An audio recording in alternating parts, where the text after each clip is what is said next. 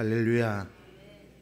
하나님의 약속은 누가 이루어 가십니까?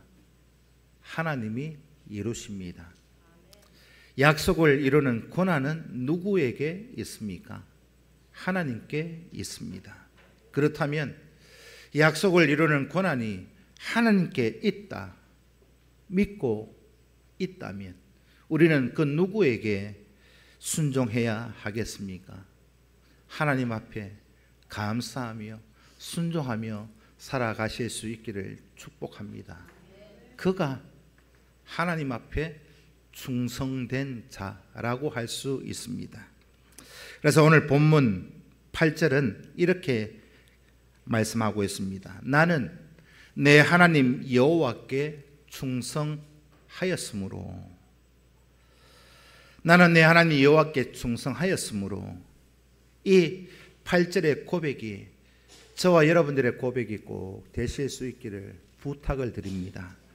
오늘 본문은 갈렙이 어떻게 하나님께 충성하였는가 말씀하고 있는 내용입니다. 성경이 하나님 앞에 충성한 이 갈렙의 삶을 기록해 놓은 이유가 무엇이겠습니까? 오늘 그 이유를 꼭 듣고 깨달아서 하나님 앞에 충성하는 그런 삶을 살고 그 충성하는 자가 누리는 그 은혜를 꼭 여러분들의 것으로 만들어 가실 수 있기를 축복합니다. 그 말씀을 하기 위해서, 그 메시지를 전하기 위해서 오늘 설교하려고 합니다. 오늘 본문 6절로 12절까지의 내용은 갈렙의 요청이 기록되어져 있습니다. 갈렙, 여호수아에게 자신의 요청을 말하기 전에 과거 이스라엘 백성들이 겪었던 가데스 바네아의 사건을 소환해서 여호수아에게 다시 한번 기억시켜 가고 있습니다. 가데스 바네아, 우리가 많이 들었던 그런 이름이지요. 그런 지명입니다. 출애굽 세대에게는 어찌 보면 잊을 수 없는 가장 치명적인 실패를 안겨주었던 장소, 그곳이 가데스 바네아였습니다. 그런데 오늘 갈렙에게는 45년 뒤에 있을 승리, 그것을 약속으로 받았던 그 장소가 어디냐? 가데스 바네아입니다. 같은 장소, 같은 시간, 같은 환경인데도 무엇이 이렇게 다르게 만들었을까요? 이스라엘 백성들과 갈렙, 같은 시간, 같은 장소, 같은 형편에 있었는데 누구는 실패의 장소로 기억되어지고 누구는 승리의 장소로 확신하며 이렇게 살아가고 있는가? 무엇이 누구에게는 실패가 되었고 누구에게는 승리가 되었는가? 똑같은 상황 속에서 똑같은 것을 보고 있는데 한 사람에게는 그것이 승리의 약속을 받는 그런 축복의 장소가 되었고, 또 어떤 이에게는 잊을 수 없는, 기억에 지워버릴 수 없는 그 실패의 장소, 그것이 가데스 바네아입니다. 한쪽은 실패가 되고 한쪽은 승리를 보장받는 장소, 그 결과로 거기에서 나머지는 다 죽고 여러분들이 다 알고 계시는 것처럼 두 사람만 살아남았습니다. 그가 누굽니까? 여호수아와 갈렙, 두 사람만 살아남았습니다. 이곳은 가나안 땅을 정탐한 그 결과를 보고한 장소가 가데스 바네아입니다. 정탐한 그 결과를 보고를 받고 듣는 그들이 반응을 보이는데 어떤 그런 반응을 보였는가에 따라서 성공이 되고 또 어떤 이는 실패가 되었다. 이스라엘 정탐꾼 이 12명 중에서 10명의 보고를 받고 이스라엘 백성들은 10명의 보고대로 믿고 그렇게 살았습니다. 따랐다는 말이죠. 여론이 12명 중에서 10명 10대 2로 갈렸습니다. 그런데 이 10대 2가 순식간에 이스라엘 백성들에게 어떻게 바뀌었느냐?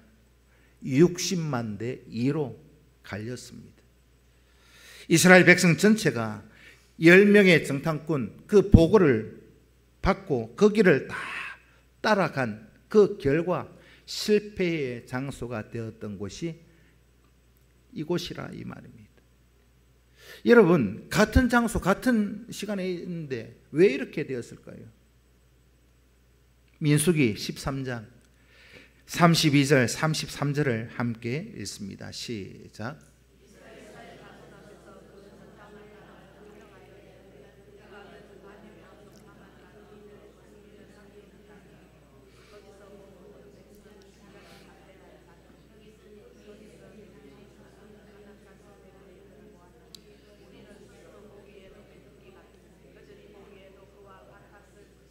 이 말씀이 정탐꾼 10명의 보고 내용이었습니다. 여러분들은 10명의 이 보고를 보고 여론을 따르시겠습니까? 아니면 하나님의 약속을 따르시겠습니까? 어느 쪽을 따르실지 여러분들이 판단하십시오. 지난주, 지지난주 계속 여호수아 이 말씀을 가지고 설교하고 있는데 지지난주에 말씀 내용이 민수기 14장이잖아요. 10명의 정탐꾼의 이 보고를 받고 하나님의 약속이 이루어질 것 같지 않았습니다. 이스라엘 백성들이 그 보고를 들으니까 아마도 심장이 철렁했을 겁니다. 아낙 자손들이 있고 네피림이 있고 그들은 장대하고 그들과 비교해서 나 자신을 보니까 우리는 메뚜기 같고 하나님의 약속은 이루어지지 않을 것 같고 그래서 정탐꾼 10명의 보고는 결론이 뭐냐? 안 된다는 그런 보고였습니다. 여러분이 이 상황에 놓여져 있다면 여러분들은 어떻게 하겠습니까?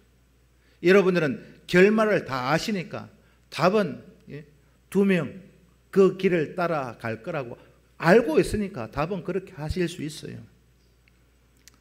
근데 이 당시는요, 이 이스라엘 백성들은 이 출애굽 세대는 현명한 판단을 했습니다. 똑똑한 판단을 했어요. 10대 2로 보고가 갈려지니까 여론이 그렇게 되어지니까 다소교일로 봐도 10명이 안 된다 하고 2명이 고작 된다 하는데 여론이 그렇게 따라가는데 이스라엘 백성들은 현명한 판단을 했어요. 여론이 그러니까. 그러나 하나님은 불행하게도 무엇이라고 말씀하셨느냐? 현명한 그 여론을 따랐던 이스라엘 백성들에게 무엇이라고 말씀하시는가? 하나님 편에서는 불행하게도 이스라엘 백성들도 마찬가지일 거예요. 불행하게도 네 믿음대로 되리라. 60만 명이 따라가도 네 믿음대로 되리라. 2명이 주장해도 뭐라 하셨느냐? 네 믿음대로 되리라. 그래서 하나님이 선포하신 대로 출애굽 세대는 광야에서 다 그들이 보고 들은 그 내용대로 그들이 믿은 대로 우리는 안 된다. 메뚜기 같다. 우리는 저기 들어갈 수 없다. 죽는다. 믿었더니 그 믿음대로 다 광야에서 죽었습니다.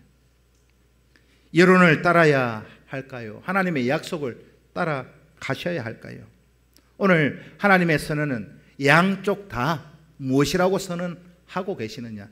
네 믿음대로 되리라. 믿으십니까? 10명과 달리 갈렙이 가나안을 정탐한 후에 어떤 보고를 하였습니까? 여호수아 14장 7절 말씀을 읽습니다. 시작.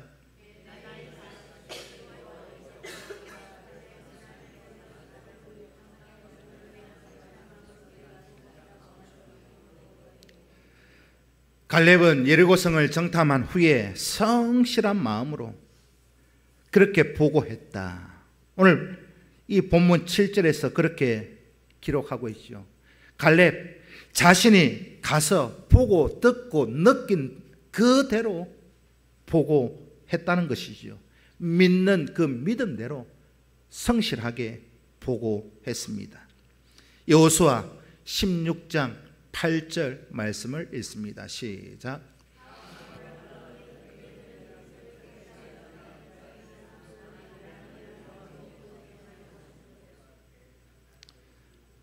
이 16장 8절에 보면 다른 백성들은 어떻게 해요? 간이 설렁했다는 말이에요. 간 떨어졌다 이 말입니다. 그러나 갈렙 자신은 어떻게 했다고요? 어떻게 했어요? 충성했다. 하나님께 충성했다.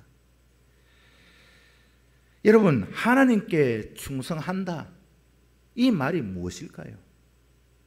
우리가 국민의례 할 때 하거나 군인들이 거수 격려할 때 충성하거나 충성이라는 말이 무엇일까요?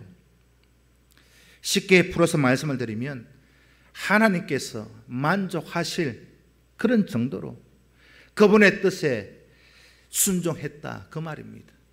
상대방의 마음에 흡족할 정도로 상대방이 나의 충성을 받고 야, 그 정도면 됐다, 그만하면 충분하다 할 정도로 하는 것, 순종하는 것, 그게 충성이다 이 말입니다.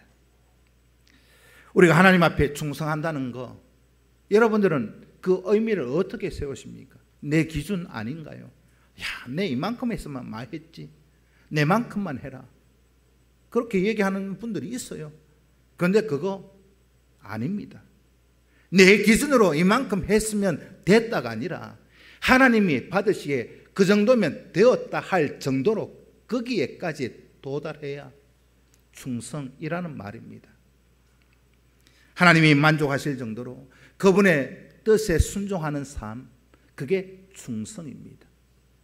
갈렙, 그는 10명의 여론보다는 하나님의 약속을 믿고 하나님께 순종했다, 그렇게 본문이 기록하고 있습니다. 이런 상황 속에서 하나님의 약속을 들었다고 믿는 거, 그리고 그 약속을 믿고 순종한다는 거 쉬운 일이 아니잖아요. 오늘 여호수아 성경을 봐도 이게 쉬운 일이 결코 아닙니다. 여론이 다 60만 명이 다 그 길을 따라가는데 고작 2명이 아니라고 말할 수 있는 거, 그거 쉽지 않습니다. 여러분 같으면 그렇게 말하실 수 있어요?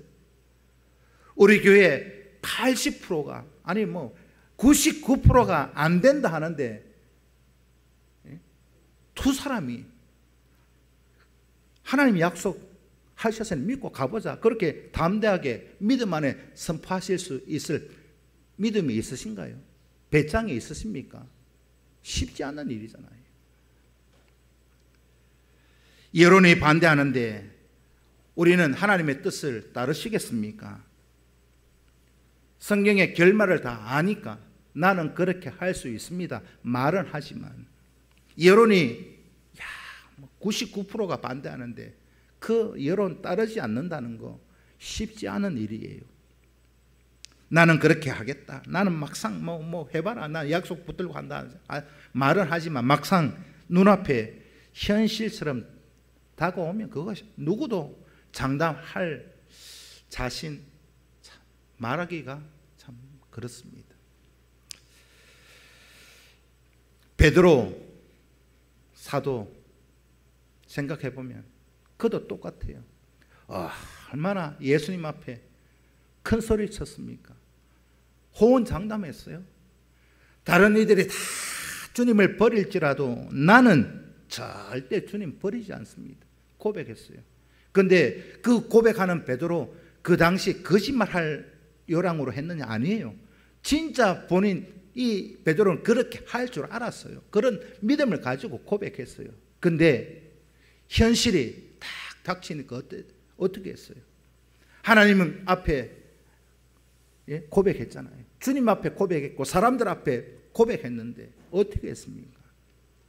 현실이 눈앞에 닥치니까 주님 모른다 한 거, 야 거기에서 끝났으면 그래도 좀 괜찮지요. 저주하면서 모른다, 도망가 버렸습니다. 이것을 보더라도 나의 힘으로, 나의 계산으로, 나의 어떤 무엇으로도 하나님의 약속에 순종할 수 없다. 제가 성경을 보면서 내린 결론입니다. 이것은 과거에도 그랬고 베드로도 그랬고 우리도 마찬가지입니다. 하나님의 은혜가 없이 우리가 은혜로 살아간다는 거, 그거 안 되는 일입니다. 암만 내가 잘 해보려고 해도 안 돼요. 도망쳤던 베드로가 성령을 체험한 후에 어떻게 달라졌습니까? 사도행전 4장 19절 말씀을 함께 읽습니다. 사도행전 4장 19절입니다. 시작.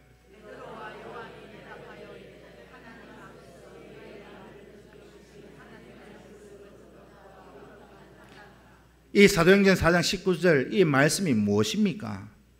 갈렙의 표현으로 바꾸면 이렇게 되어집니다. 세상에 충성하는 것이 옳은지 하나님 앞에 충성하는 것이 옳은지 너희들이 판단하라, 이 말입니다. 이 사도행전 4장 19절의 이 고백이, 베드로의 고백이 오늘 본문의 갈렙의 고백이었다라는 것이지요. 이것이 어떻게 되어지느냐? 하나님의 능력, 성령의 충만을 경험하지 않고서는 결코 이런 일들이 있을 수 없다는 사실입니다. 어떤 정치인이 그런 얘기 하더라고요. 나는 사람에게 충성하지 않는다. 맞습니다. 우리는 사람에게 충성해야 되는 그런 자들이 아닙니다. 그러면 누구에게 충성하셔야 할까요? 하나님의 은혜로, 성령의 능력으로, 성령의 체험으로 하나님께만 충성하실 수 있기를 축복합니다. 갈렙과 여호수아가 가데스 바네아의 사건을 꺼낸 이유가 무엇일까요? 갈렙,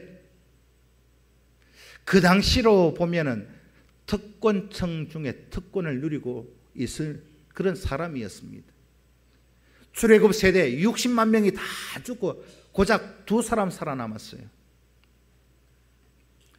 여호수아, 갈렙, 그 중에 출애굽 세대 중에 딱 2사람. 그러니까 출애굽 후 세대들 있죠. 광야에서 태어난 세대들, 경험하지 못한 그들에게 말하기 좋잖아요. 야, 너희들이 출애굽을 알아? 너희들이 광야를 알아? 그러면요, 그 후 세대들은 여호수아, 갈렙왕 깨갱할 수밖에 없는 그런 사람이었습니다. 어떻게 보면 갈렙의 그림자도 밟지 못하는 그런 사람, 그런 존재가 갈렙이었습니다. 그 당시 이 다 제비를 뽑는 과정 속에서 이 산지를 내게 달라, 그렇게 요구하면 누가 보더라도 갑질이잖아요. 오늘 이 내용이 뭐냐? 땅을 분배하는 그런 과정이 기록되어져 있습니다. 헤브론, 오늘 본문의 헤브론 산지가 어떤 곳인가? 오늘 저와 여러분, 이 헤브론 산지가 어떤 그 땅이냐, 거기에 따라서 갈렙이 여호수아에게 이 헤브론 땅을, 이 산지를 내게 달라고 한 것이 갑질인지 헌신인지 알 수 있어요. 헤브론 땅이 어떤 땅이냐? 그 당시 이스라엘 백성들이, 후세대들이 가장 어떻게 보면 싫어하는 그런 땅입니다. 뜨거운 감자 같은 그런 땅이에요. 야, 내가 하려니까 그렇고 남 주려니 좀 배가 아프고. 헤브론 산지는 오늘 본문을 보면 무엇이라고 그 말씀을 기록해 놓았느냐? 헤브론은 아낙 자손들이 사는 곳입니다. 그 성읍은 크고 견고한 곳이다. 모든 사람들이 두려워하고 싫어하는 땅, 그 땅이 헤브론 산지입니다. 광야 세대가 왜 가데스 바네아에서 실패했느냐? 아낙 자손들 보고 실패했잖아요. 그들은 장대하다, 우리는 메뚜기 같다. 그들을 보고, 아낙 자손들을 보고 기가 죽어서 실패했던 근데 하나님께서 뭐라고 하셨어요? 야, 안 된다. 저들을 이길 수 없다. 저들을 어떻게 해낼 도리가 없다. 하나님이 그럼 네 믿음대로 되라 하고는 못 들어갔어요. 믿음대로 다 광야에서 죽었습니다. 아낙 자손 보고 그들이 다 죽었는데 헤브론 산지에 누가 사느냐? 아낙 자손들이 살고 있더라는 것이죠. 광야 후 세대 사람들, 그 아낙 자손들을 보면서 두려워하지 않았겠습니까? 부모, 할아버지, 할머니 다 아낙 자손들을 보고 기가 죽어서 다 하나님 너희들의 믿음대로 되리라 해가지고 다 죽었는데 아낙 자손 두려워할 수밖에 없습니다. 모든 이들이 싫어할 수 없는 그런 땅. 그런데 모두 이스라엘 백성들이 원하는 땅을, 갈렙이 그 땅을 나에게 이 산지를 달라고 여호수아에게 요청을 했으면 그게 갑질일 것입니다. 갑질이에요. 모든 이스라엘 백성들이 야, 헤브론 산지 내가 가지고 싶어. 그런데 여호수아가, 내가 특권층에 이 갈렙 두 사람밖에 없는데 여호수아 앞에 갈렙이 와서 저 땅 내게 달라 하면 갑질이잖아요. 모두가 원하는 것을 특권을 이용해서 자기가 취하는 거 갑질입니다. 그런데 반대로 모든 이들이 싫어하고 피하는 것을 내가 자원해서 원한다면 그게 갑질입니까? 무엇일까요? 남들이 다 싫어하는 것을 나에게 주시오 라고 하는 것은 헌신입니다. 헌신. 갑질, 이거는 자기의 욕심 때문에 일어나는 일이고, 헌신은 하나님의 약속을 믿고 달려갈 때 나타나는 결과가 뭐냐? 헌신. 이 차이점 여러분 꼭 기억하십시오. 이 헌신이라고 하는 것은요, 내가 우선 보기에는 힘들고 손해가 되고 죽을지 모르고 야, 이러다 큰일 나겠다 싶은데, 그런데 중요한 것은 이것은 하나님의 약속이다, 하나님의 뜻이다. 그러니까 내가 해야 된다. 딴 사람들은 다 뺑소니치고 도망갈지라도 나는 해야 된다. 그게 헌신이라는 말입니다. 교회에서 봉사하고 헌신하고 그런 용어를 많이 쓰잖아요. 이렇게 보면 갈렙이 이 여호수아에게 이 산지를 내게 달라고 요청한 이 요청은 공동체를 위한 자발적인 희생이자 헌신이었다는 사실입니다. 갈렙이 요구했던 이 헤브론 산지, 그 누구도 원하지 않는 땅이었습니다. 두려워하고 싫어하는 그 땅을 여호수아 앞에 가서 가데스 바네아 그 사건, 그때 있었던 일 당신도 알지 않느냐라고 얘기하면서 그 땅을 갈렙이 달래요. 오늘 저와 여러분, 하나님 앞에 충성하는 사람의 삶의 모습이 어떤 것인지를 갈렙을 통해서 알 수 있습니다. 이 갈렙의 삶의 모습이 우리 모두의 삶의 모습으로 바뀌어지실 수 있기를 축복합니다. 하나님께 충성하는 사람, 그는 누구냐? 하나님의 뜻을 따라서 자발적이고 헌신하고 희생하는 사람, 그가 충성하는 사람입니다. 오늘 본문 13절에서 15절은 여호수아의 반응이 기록되어져 있습니다. 갈렙의 요청을 받고 이 산지를 내게 달라는 갈렙의 말을 듣고 여호수아가 나타내고 있는 반응이 뭐냐? 여기에서 중요한 것은 여호수아가 갈렙이 이 산지를 내게 주소서라고 하니까 허락했습니다. 여기서 중요한 것은 여호수아가 어떤 마음으로 이 갈렙에게 허락했느냐? 여호수아의 마음을 오늘 본문 13절에서 알 수 있습니다. 여호수아 14장 13절 말씀을 읽습니다. 시작.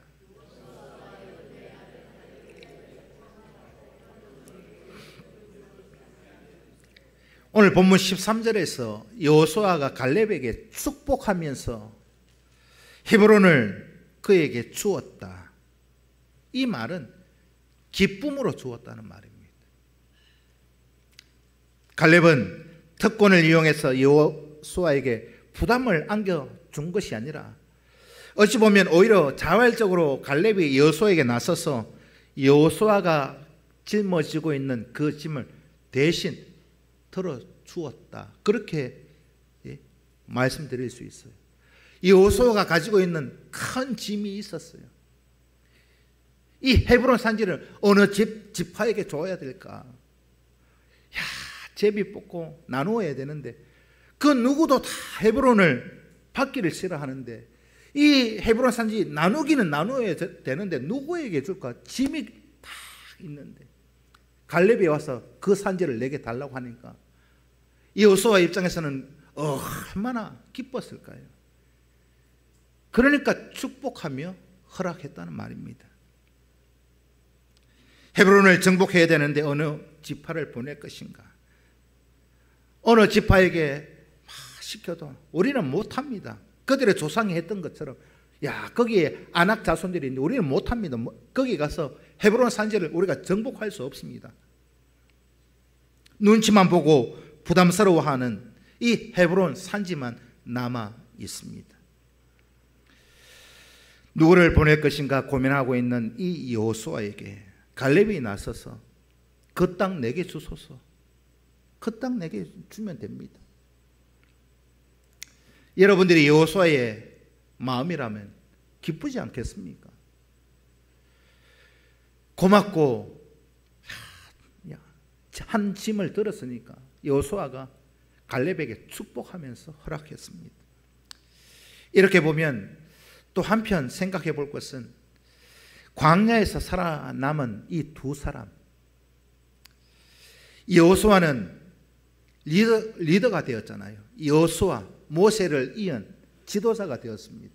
그런데 갈렙, 그에게는 남은 거라고는 아무것도 없어요. 그가 가진 것이라고는 아무것도 성경에 보면 없어요. 여호수아는 그래도 민족의 이 모세를 이은 지도자가 됐는데 갈렙은 가진 거는 아무것도 없어요. 성경 제가 암만 찾아봐도 받은 게 없어요. 갈렙 입장에서 여호수아를 보면 배 아프지 않겠습니까? 딱 두 사람이 살아남았는데 누구는 지도자가 되고 누구는 뭐 아무것도 없고, 그런 상황 속에서 갈렙이 여호수아가 앞서서 무슨 일을 하면 뒷다리 잡고 싶지 않겠어요? 발목 잡고 싶지 않겠습니까? 둘만 남았는데 너는 지도자고 나는 아무것도 없고 하는 것마다 방해할 수 있어요. 그런데 갈렙은 그렇게 하지 않았습니다. 아무 직책도 없이,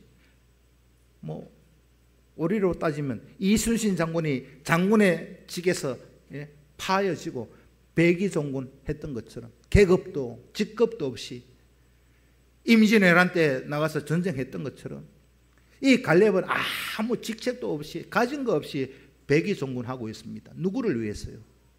하나님 명령을 믿고 여호수아의 뒷보좌를 하고 있더라는 것이죠. 여러분들 같으면 그거 할 수 있으시겠습니까?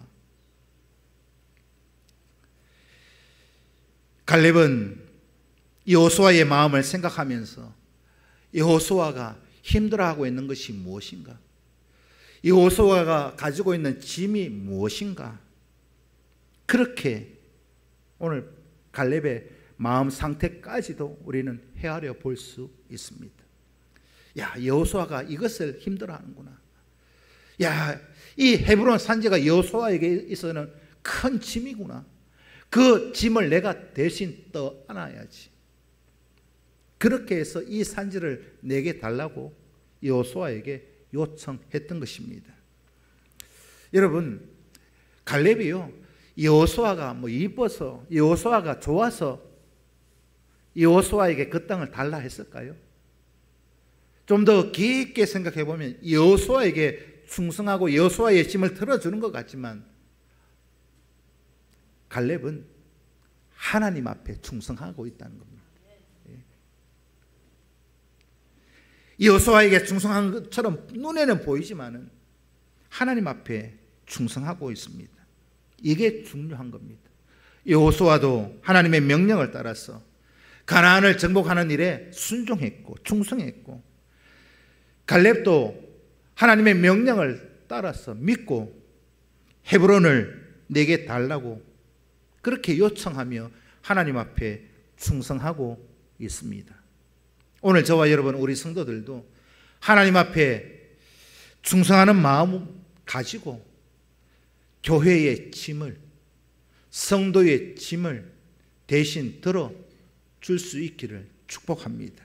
이게 진짜 하나님 앞에 충성하는 사람입니다. 자신이 가지는 힘으로 다른 사람들의 짐을 들어주는 거, 그게 헌신이에요. 이거 무엇이 있다고 되는 게 아닙니다. 우리가 헌신 말은 많이 하는데 진짜 헌신이 무엇인가? 다른 사람의 짐을 대신 들어주는 게 헌신이다. 믿으십니까? 하나님의 짐을 들어준다. 좀 말은 표현이 좀 어폐가 있습니다만, 근데 뭐 설명을 드리려니 어쩔 수 없어요. 하나님의 짐은 없어요. 근데 표현상 그런 겁니다. 이상하지만 우리가 하나님의 짐을 들어줄 수는 없어요. 하나님의 짐을 들어주는 일들, 다르게 표현하면 하나님께서 이 땅에 하시고자 하는 일들이 있을 거 아니에요. 하나님이 우리 평상교회를 통해서 하나님이 무엇인가를 하려고 하는 일이 있을 거예요. 그것을 우리가 대신 떠안는 거, 그게 헌신입니다.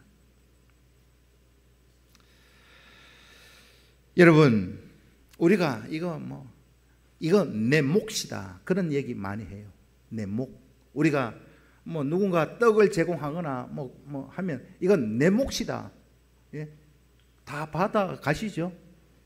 그런데 다들 다 받아가는데 내 몫이 없어요.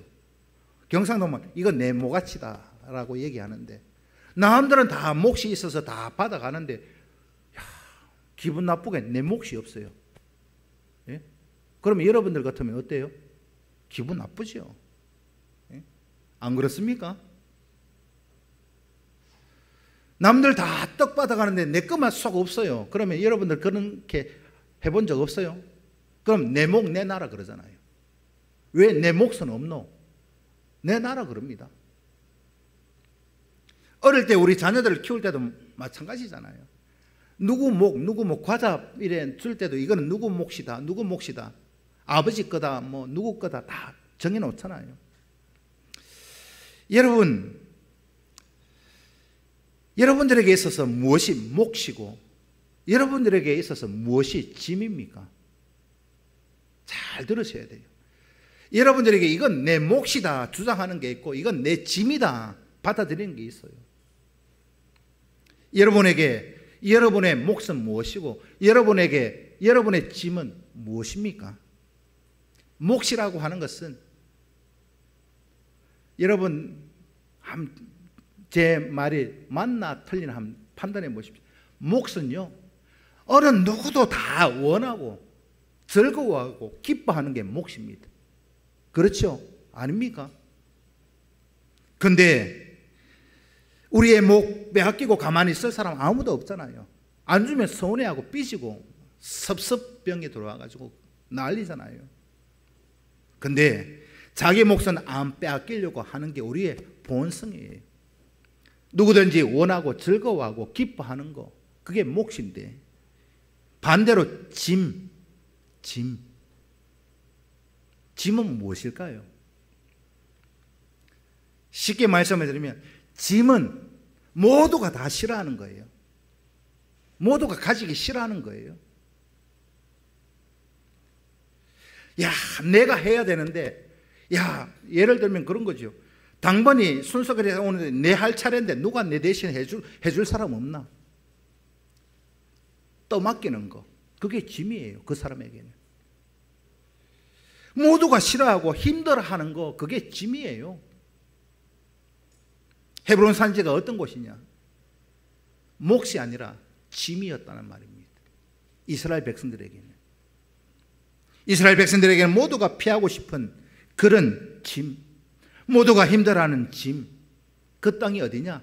헤브론 산지. 그 싫어하는 땅을 갈렙이 달라고 헌신하고 있습니다. 원래 이 성경을 보면 땅을 분배하고 땅을 나눌 때는요, 제비를 뽑습니다. 제비를 뽑아서 뽑히는 대로 나누어 가지는 거예요. 근데 헤브론 그 산지는 누가 있다고 그랬어요? 아낙 자손들이 살고 있으니까. 강한 성읍이라. 그러니까 이 지파들, 이스라엘 백성들 속에는 뭔 마음이 있냐? 야, 저 헤브론 산지는 제비 뽑아야 되는데 우리에게는 안 걸렸으면 좋겠다. 나에게는 당첨 안 되면 좋겠다. 다 피하고 싶고 다 힘들어하는 짐. 그런데 갈렙은 그것을 달래요. 그에게 달래요. 여러분, 갈렙이 여호수아에게 이 헤브론 산지를, 이 산지를 내게 달라고 하는 것이 이스라엘 백성들의 몫을 빼앗은 것입니까? 아니면 짐을 떠안은 것입니까? 우리도 갈렙처럼 남에게 부담을 주는 것이 아니라 남의 짐을 대신 질 수 있는 그런 헌신이 준비되어져 있는 성도들이 꼭 되실 수 있기를 축복합니다. 짐을 들어주는 사람. 갈렙은 하나님의 약속대로 삶의 열매로 응답을 누렸습니다. 약속을 성령의 열매가 주어진 것처럼 이 갈렙이 그렇게 헌신하고 말씀에 순종하고 믿고 충성했더니 삶의 열매로 그렇게 받아 누렸습니다. 그 약속을 삶의 열매로 받아 누리는 거, 이게 오늘 우리에게는 정말로 중요한 겁니다. 여러분, 약속을요 아무리 많이 받아도 그것이 우리의 삶의 열매로 나타나지 않으면 아무 소용이 없어요. 예? 여러분, 요즘은 어음을 많이 하는지 모르겠는데 가계수표 이런 거 있죠. 6개월 끊어주고 3개월 끊어주고 갖고 있다가 은행 갔는데 부도 나봐요. 예? 갖고 있어 본들 그 휴지, 예? 휴지 조각도 안 됩니다. 갖다 버려야 돼요. 돈을 받아야 그게 내 거가 되는 거예요. 6개월 있다가 줄게. 그 약속으로 받은 돈으로 받아야 그게 쓸모가 있는 거잖아요. 약속을 아무리 우리가 받아도 구약성경, 신약성경 약속 다 있는데 하나님의 약속을 우리가 아무리 많이 받아도 받았다 할지라도 그 약속이 우리의 삶의 열매로 나타나지 않는다. 약속 안 받은 겁니다. 하나님의 말씀을 듣지 않은 겁니다. 말씀대로 순종하지 않았다. 우리는 창세기부터 요한계시록까지 수없이 많은 하나님의 약속을 받았습니다. 받고 읽고 듣고 묵상하고. 그런데 그 하나님의 약속이 내 삶의 모습 속에 나타나지 않습니다. 아무 상관없이 살아가요. 그러면 그 하나님의 말씀이, 그 성경 내용이, 그 약속이 우리의 삶에 무슨 소용이 있습니까? 신약, 구약, 성경 66권 아무리 우리에게 이렇게 하면 너는 내 믿음대로 되리라 약속해 주셨는데 그거 우리의 삶의 모습에 나타나지 않으면 그거 무슨 소용이 있어요? 쉽게 말씀드립니다. 암만 설교하고 암만 성경에 기록되어 있어도 그 하나님의 약속이 나의 삶에 어떤 무엇으로도 나타나지 않으면 그건 그림의 떡입니다. 그림의 떡을 보고 배불러하는 사람은 없잖아요. 아무리 하나님의 약속을 많이 받아도 그 약속이 내 삶에 나타나셔야 합니다. 아멘 좀 해보세요. 나타나야 돼요. 말씀을 듣고 깨달았으면 변화되어져야 되고. 근데 열매로 나타나지 않는다. 하나님과 나와는 아무 상관이 없는 사람입니다.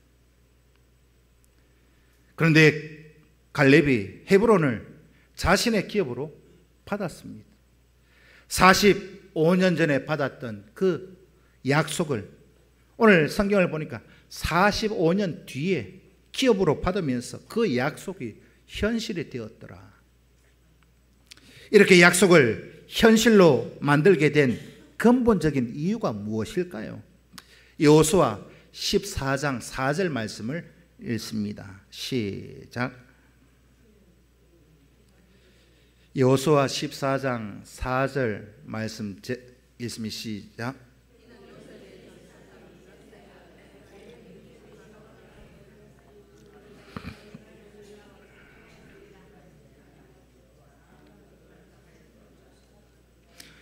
여호수아 14장 14절에 보면 이는 그렇게 있잖아요. 중간쯤에 이는 이게 뭐냐? 그 이유를 말하고 있다는 말이에요. 이는 그가 이스라엘 하나님 여호와께 충성하였습니다. 이 충성한 것 때문에 오늘 이 14절에 있는 이 말이 8절에 있는 것과 똑같은 내용입니다. 이것이 하나님 앞에서 약속을 삶의 열매로 받아 누리게 되는 그런 근본적인 이유였습니다. 8절에는 어떻게 되어 있어요? 나는 내 하나님이 여호와께 충성하였으므로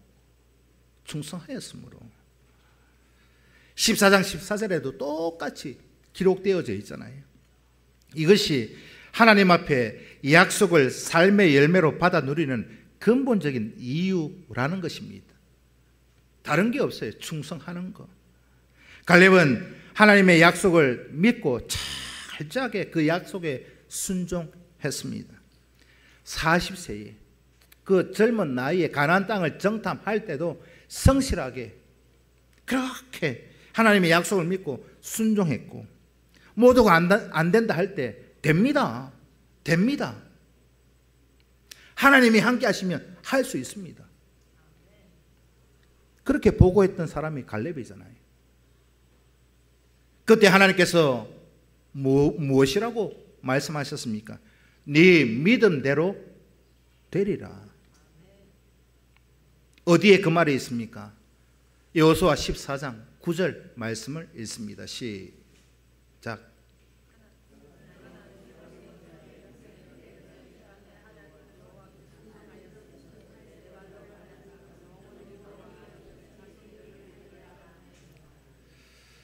내 발로 밟는 땅은 영원히 너와 내 자손의 기업이 되리라 하였나이다.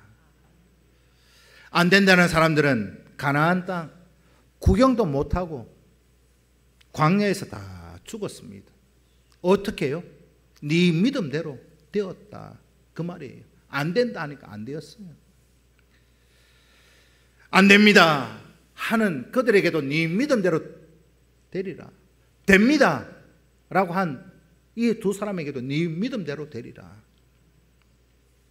9절에서 약속했고 그 약속대로 이루어졌습니다. 갈렙이 85세가 된 그 시간에도 약속을 믿고 충성하고 있습니다. 여호수아 14장 12절 말씀을 읽습니다. 시작.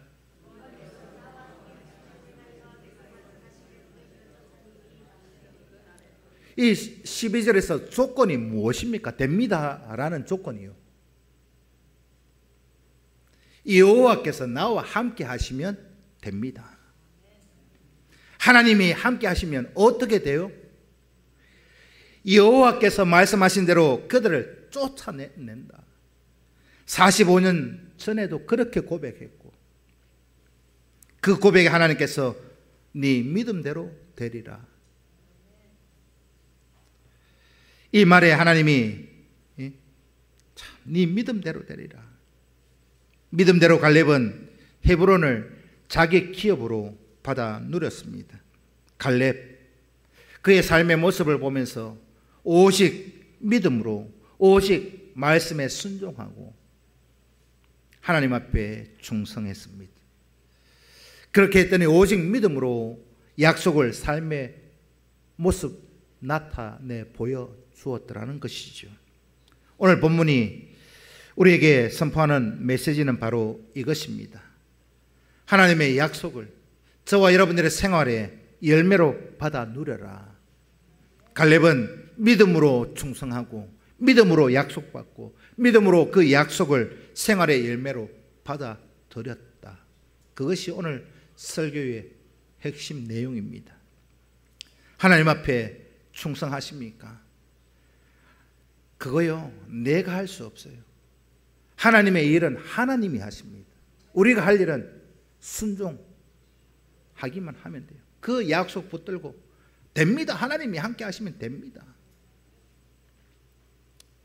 약속을 이루시는 능력은 우리에게 없어요. 우리 교회에도 없습니다. 하나님께 있다는 것이죠.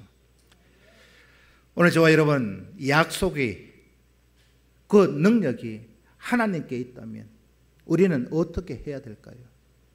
어떻게 하실래요? 하나님의 말씀이 가라 하면 가고 서라 하면 서시겠습니까? 근데 하나님이 가라 하면 내 말고요, 딴 사람 주의소. 그게 실상은 우리의 죄송한 표현이면 심보잖아요. 전적으로 하나님 앞에 충성하실 수 있기를 축복합니다. 우리에게는 다른 방법 없어요. 다른 방법이 있다면, 다른 길이 있다면 그 길을 가시면 됩니다. 근데 그 길이 없어요. 암만 찾아봐도 다른 길은 없습니다. 하나님 앞에 충성하는 그 길밖에 없어요. 충성 그러면 니나 해라. 목사가 전화 오면 여러분 간이 철렁거리죠. 예? 아니십니까? 왜 전화했는가 막 부재중 떠 있으면, 아니 전화하면 전화도 잘 안 받아. 왜? 뭐 일을 시킬까 싶어서 그런지 몰라서. 여러분, 하나님의 짐을, 교회의 짐을, 목사의 짐을, 성도의 짐을 내가 대신 더 안아 감당해 가실 수 있는 그런 충성된 성도들이 꼭 되실 수 있기를 축복합니다. 그거 방법은 한 가지밖에 없습니다. 하나님의 약속을 믿고 온전한 마음으로 순종하면 되는 거예요. 그 나머지 일은 누가 하시느냐? 하나님이 해 가실 겁니다. 하나님 앞에 내 목만 요구하는 것이 아니라 하나님 앞에, 하나님 짐이 뭐 있습니까? 나에게 주십시오. 그 짐 나한테 패스하십시오. 그 짐 내가 떠안을게요. 할 수 있는 믿음의 분량을 꼭 소유하실 수 있기를 축복합니다. 어느 교회라고 말씀을 드릴 수는 없지만 교회 건축을 하니까 다 뺑소니 쳐요. 다 뺑소니 치고 건축 헌금 하라 할까 싶어가 도망가요. 그리고 다 짓고 이제 입당한다 하니까 또 쫄래쫄래 와요. 그거요. 여러분들이 판단하십시오. 우리 교회는 지금 건축할 일이 없어서 이런 비유를 드는 거지만은요, 모두가 하나님 앞에 충성하고 헌신하고 하나님의 짐을 대신 짊어질 수 있는 그런 헌신의 준비가 되어 있는 저와 여러분 꼭 되시기를 주님의 이름으로 축복합니다. 기도드리겠습니다.